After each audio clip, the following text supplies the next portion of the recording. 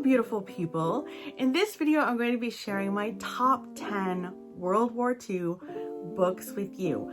I've got 2 nonfiction, the rest are fiction. I have a really good feeling that some of these books are going to end up being 5-star reads for you. If you're new to my channel, hi, I'm April. You can think of me as your bookish fairy godmother, and my goal on this channel is to connect you with your next 5-star read.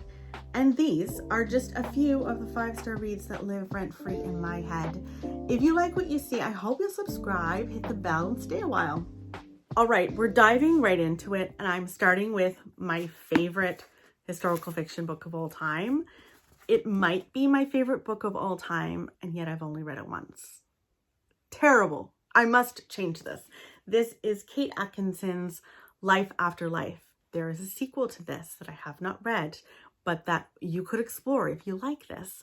This follows a woman named Ursula. She is born on a cold and snowy night in 1910, and we watch iterations of her life. We watch her grow until she's like 6 or something, and then falls out the window, and then she wakes up again, born again on that cold and snowy night in 1910. She is living life over and over and over. It's life after life. And we watch her have different experiences in her life leading up to World War II. So much of this book is centered around World War II. We see the Blitz in London in this book. You see Germany in this book. And it all depends on the choices she makes leading up to it. This book really is kind of a comfort read for me, which is strange, but it kind of shows, yes, we absolutely have choice in our lives and we can propel our lives forward by choosing, but so much of life can be random. Like Ursula falling out of the window and passing away just kind of randomly as a child. Like, it just helped me at a time in my life where I needed to hear that message. But you will flip the pages of this book. I absolutely loved it. A book that I recently read and bawled my eyes out reading was When We Were Young and Brave by Hazel Gaynor. This, as I mentioned before, made me sob. This follows a group of children and the teachers who were there to take care of them in China. Now, it is World War II, 1941, and we just discover fairly early on in this book that Japan has declared war against America. And we've got these Americans in China, and we've got the Japanese infiltrating China. And so we follow these girls with their teachers being moved around, and essentially they're prisoners of war. I will say, I gotta be honest though, the characters are kind of like they're one-dimensional. The white characters are one-dimensional, the Chinese, the Japanese characters, they're all kind of one-dimensional. And yet, I bawled so hard reading this book. So it had to be on this list. Next up, we've got the first nonfiction book that will blow your mind. This is Unbroken by Hillenbrand. It's a World War II story of survival, resilience, and redemption, centering Louis Zamperini, who was in the Olympics and then in World War II soon after. And you follow him as his plane is shot down, as he is taken prisoner of war in Japan, and it is brutal. What this man went through is brutal. How he survived is incredible. What happened afterwards in his life as he lived to tell the story is kind of sad as well. Like, this was not an easy life, and Laura Hillenbrand doesn't hold back from just stating all of it, the ups and downs and everything in between. She only comes out with a book every like 15 years or so. I think we've been due for a while because of the research that she does. Like, she's an incredible historian. I wish she wrote more. Anyway, highly recommend this one. Obviously, I highly recommend all of them. If you're looking for a middle grade read, I really enjoyed The War That Saved My Life by Kimberly Brubaker Bradley. This follows a young girl who named Ada. She's 10 years old. She's got a little brother. And they are sent to the countryside.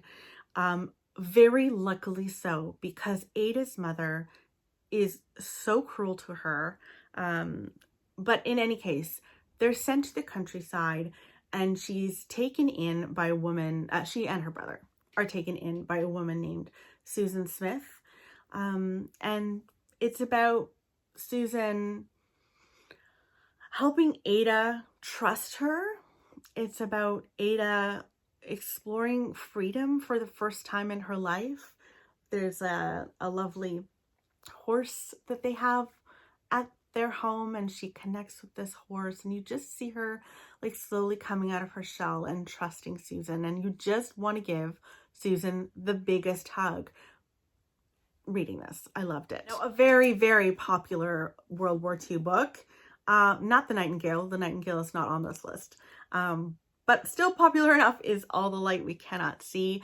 This explores 2 points of view. We have a young blind girl living in France during World War II as the Germans are invading.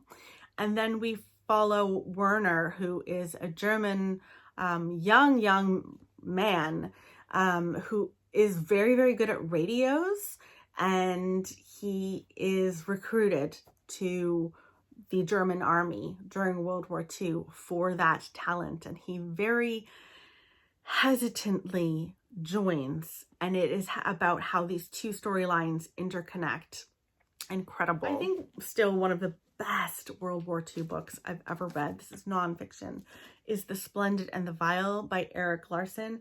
This explores Churchill's England and how England retaliated and kept such bravery as bombs were dropping all around them. I was particularly interested in all of the bits and bobs here about the Blitz and how just the bravery of the English people and how they got through that terrible time. I think they all needed probably much more therapy than was given to them, or if any of them even had therapy.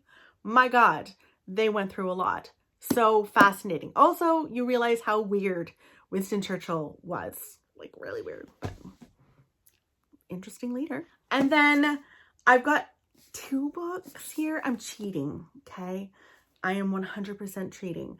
I would like to recommend The Boy in the Striped Pajamas, which is YA, but also its sequel, All the Broken Places. I don't even have The Boy in the Striped Pajamas anymore. I don't know why I don't have that on my shelves, but here we are. I will tell you about The Boy in the Striped Pajamas because I don't want to give anything away in here, but that book follows a young boy who goes to live at the house by Auschwitz. His father is the head of Auschwitz. He is sending hundreds of thousands of Jews to their death at Auschwitz. Now, this young boy doesn't understand. He is too young to understand what is actually going on here. And he's too young to heed orders of don't go near the fence. But he does. He goes by the fence and he sees a young boy on the other side of the fence wearing striped pajamas. And they have a friendship. They form a friendship. And it is beautiful and devastating. And this book is a continuation of this family story and what happens after World War II. Also devastating, but quite fascinating as well. So I definitely recommend those 2. You guys, I don't know what happened, but I forgot one of my favorite World War II books, The Book Thief. The Book Thief is about a young girl named Liesel. She is living in Germany during World War II. Her mother cannot keep her, and she goes to stay with a German couple who are very kind and take her in. Now, she is just trying to navigate having a childhood in the midst of World War II.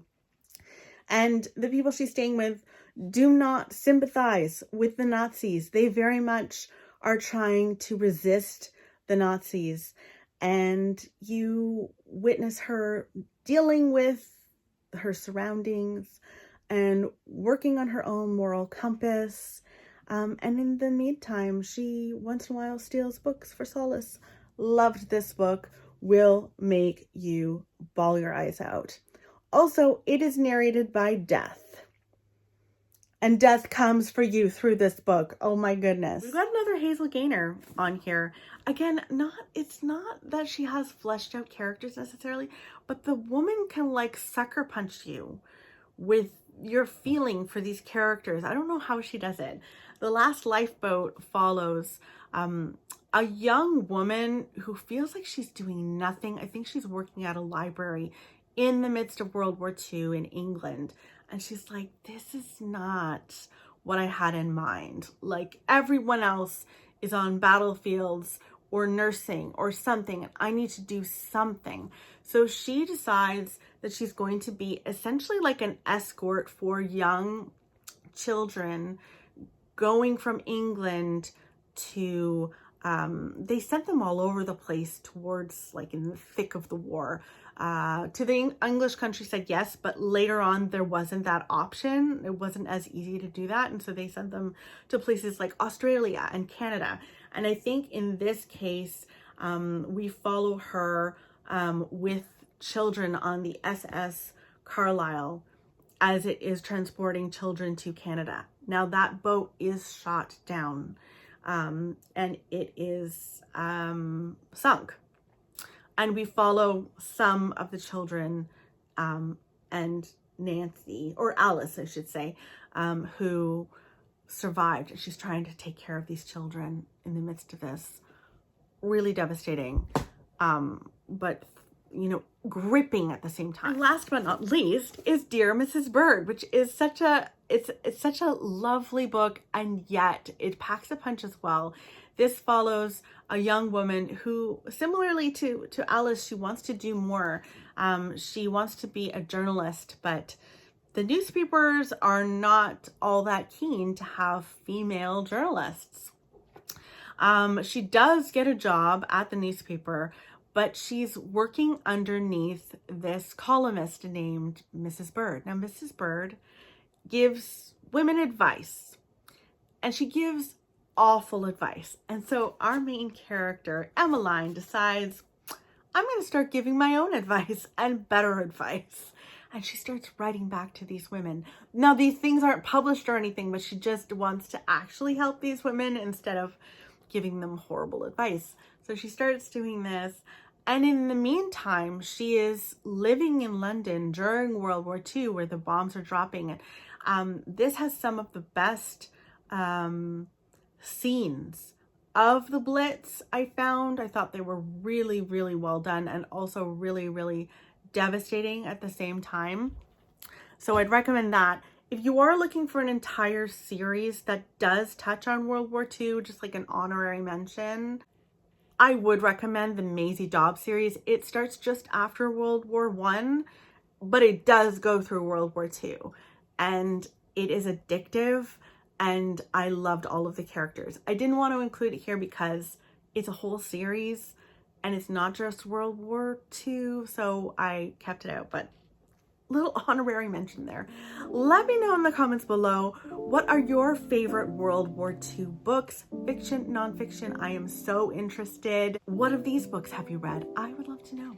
I will talk with you very soon. Goodbye.